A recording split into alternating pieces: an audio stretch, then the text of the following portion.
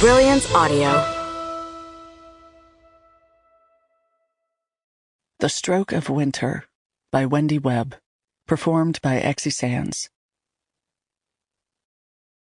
To My Lobster, Mary Gallegos. Prologue. The painter awakened, his head pounding. He was sprawled out on the floor of his studio, his clothes a damp tangle around him, a paintbrush still clutched in his hand. He pushed himself up into a sitting position and rubbed his bleary eyes, the room coming into focus. A ray of hazy, dusty sunshine streamed in through the window panes. An empty bottle of wine lay on its side, a glass broken into shards next to it. The wooden floor was splotched with paint, the colors blending into a mosaic. What in the world? He stared at the paintbrush in his hand, turning it around slowly. Red, streaked with black.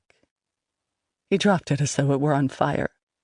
He scrambled to his feet and whirled around. What was this? How had he gotten here? Why was he here? He didn't remember coming into the studio. He wouldn't have, not after what had happened. He was done with painting. He had made that clear to himself. Yet here he was. He ran a hand through his hair, straining to reach back in his mind to piece together the previous day. There was lunch with his friend at the boat club in Salmon Bay. Yes, he remembered that. The drive back to Wharton. Yes, the twists and turns. Then what? He had read a book on the porch that afternoon, hadn't he?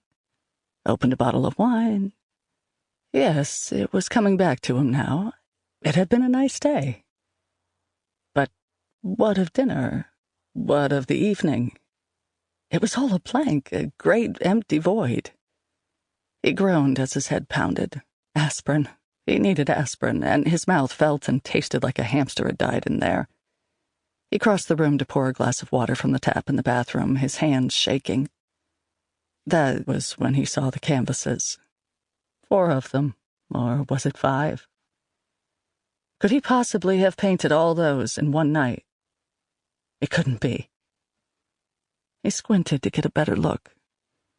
His stomach seized up into knots as he slowly walked closer, one short, slow step after another. It felt like he was walking through quicksand. When he focused on the paintings, his eyes grew wide as he realized what he was seeing. The horror of it hit him like a wave from the icy lake. What had he done? Oh, no. Dear God, no.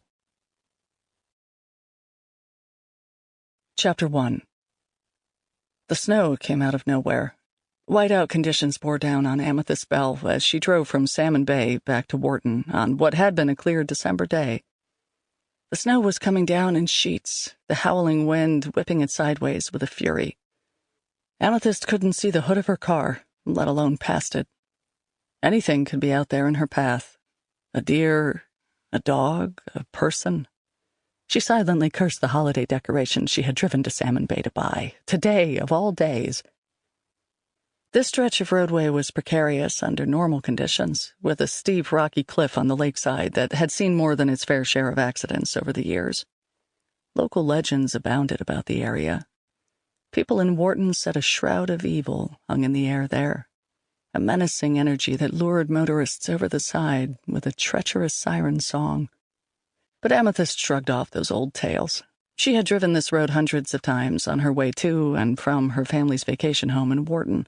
She'd never been tempted to veer off the cliff, even if she always felt an uneasy tingling up her spine as she drove by it. Strangeness in the air notwithstanding, she knew she was in a practical sort of danger then, not a haunted one. There were no gas stations, stores, wayside rests, or other places where she could safely stop the car, and she very much needed to pull over. She couldn't see anything but white. But stopping too close to the roadway in whiteout conditions might mean someone wouldn't see her and could hit her from behind. Too far off it, and she could go over the cliff.